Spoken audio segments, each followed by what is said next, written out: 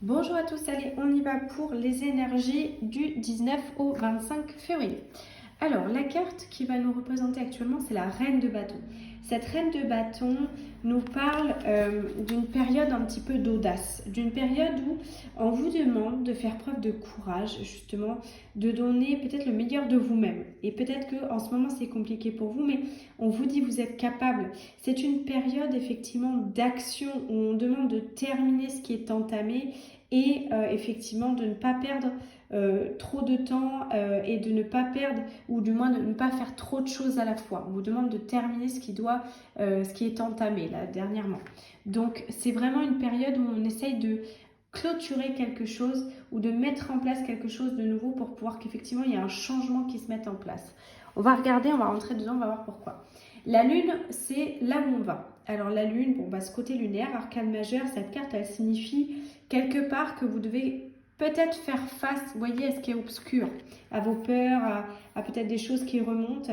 Moi, j'ai l'impression qu'il faut laisser personne vous détourner de votre but ou de prendre des décisions à votre place parce qu'aujourd'hui, cette lune signifie une période de confusion qui est en train d'évoluer, qui est en train d'avancer et cette période, elle est en train de changer. Vous voyez, on vous demande d'avoir la foi et de retrouver votre leadership pour savoir justement comment mettre en place les choses. Donc, on ne panique pas, on reste centré sur ce qu'on a à faire.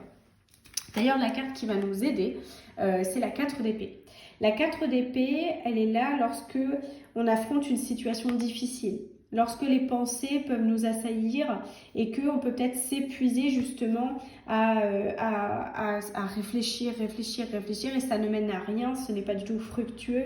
Donc on est dans ce sentiment où on a ce tourbillon comme ça qui donne le sentiment d'agir parce qu'on réfléchit énormément mais finalement c'est stérile. La seule réponse efficace qui peut vous aider et qui est aussi contre-intuitive d'ailleurs par rapport à ça, c'est de vous reposer. Pourquoi? Pour vous régénérer, pour avoir des idées claires, pour pouvoir être dans une détente physique qui peut effectivement vous amener des idées positives, un sentiment effectivement d'apaisement qui va permettre de prendre les bonnes décisions, de ne pas être influencé et justement de finaliser et de terminer ce qu'on a à terminer.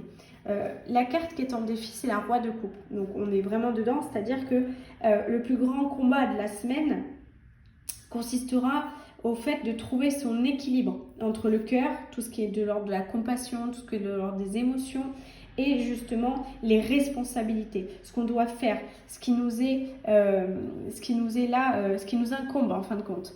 Donc on est vraiment dans ce sentiment et effectivement il va falloir faire attention aux vagues d'émotions qu'on peut avoir et garder cette tête froide. Voilà, cette tête froide pourquoi? Pour justement, comme je le disais, ne pas être influencé, prendre ses décisions par soi-même, avancer avec effectivement une certaine sérénité parce qu'on est reposé et pouvoir aller de l'avant.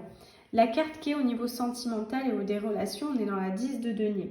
La 10 de denier, elle nous parle du fait qu'on est actuellement, malgré tout, dans un bon ancrage. Les racines de nos vies, là, sont notre héritage, les expériences sont là, on en a tiré des leçons.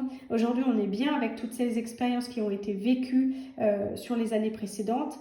Et on est là où on est parce qu'effectivement, il n'y a pas ni de bien ni de mal, c'est seulement la sagesse qui résulte des situations. Et finalement, on est dans l'observation de quelque chose d'un peu... voilà, on est pragmatique, on fait face aux situations. Et c'est pas plus mal, parce qu'effectivement, on est là tranquille. Et c'est pour ça que tout va bien, effectivement, en tout cas dans la vie relationnelle et sentimentale. On est OK avec soi-même. Donc déjà, ça c'est super. Au niveau de la vie professionnelle, on est dans la tempérance.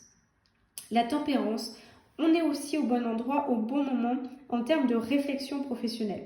Là, vous voulez vous élever, vous voulez donner le meilleur de vous-même.